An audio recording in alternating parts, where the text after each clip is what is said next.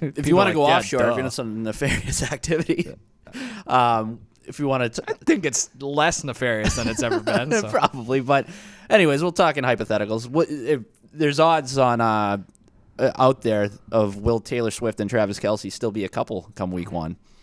Yes is a heavy favorite at -1,000, but no is plus 550 if you want to root for their demise. See, that's I'm not personally. I think we're well established going back to last season. I know I'm getting very supportive on record. So. I know I'm getting too hung up on it, but like for what was it? Yes, -1,000. -1,000 versus plus 550. Yeah. I'm staying away. Right.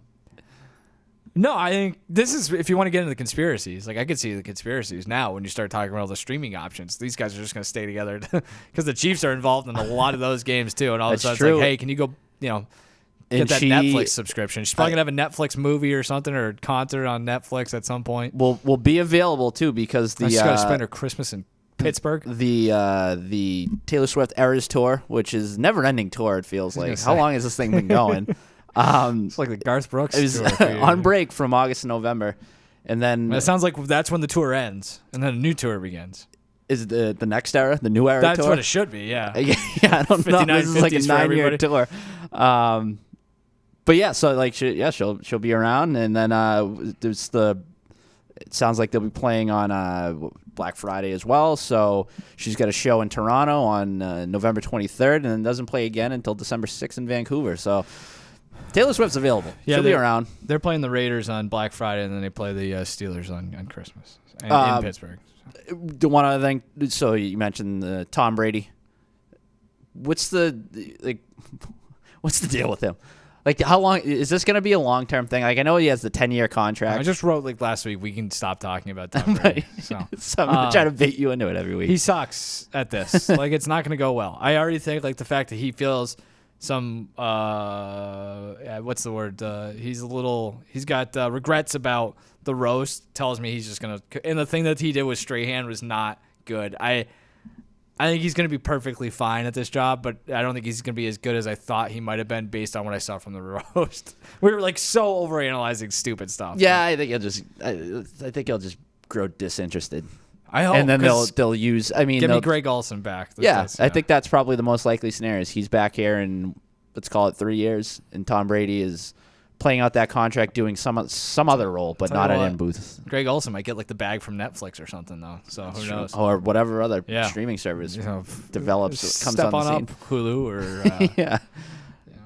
Disney or whatever. All right, let's get to something I actually want to talk about. The PGA Championship is this weekend at Valhalla Golf Club in Louisville, Kentucky. We don't have a whole plan here, but they're going back to Valhalla. What's that? We've been all over Kentucky the last. Oh, that's right. Yeah, that is right. They're going back to Valhalla. They haven't been there since 2014. The PGA Championship is the second major now. When it was in 2014, it was the fourth. So that's changed. Rory McIlroy won that. He is primed to contend again this week. A quick rundown of the favorites: Scotty Scheffler 4-1, Rory McIlroy plus 750, Xander Schauffele 14-1, Brooks Koepka 16, John Rahm 16, Ludwig Oberg 22, Bryson 28, Colin Morikawa 30. How do you attack? Do you bet on golf? I like bit. This is the only thing I like doing is watching and betting on golf from a sports standpoint. So like I'm stoked. I've been running numbers. I got models every which way. I'm looking at strokes gained. I'm looking at trends. If there's information out there, I want it so I can make my bets. I can make my DFS lineups. I play in a pool.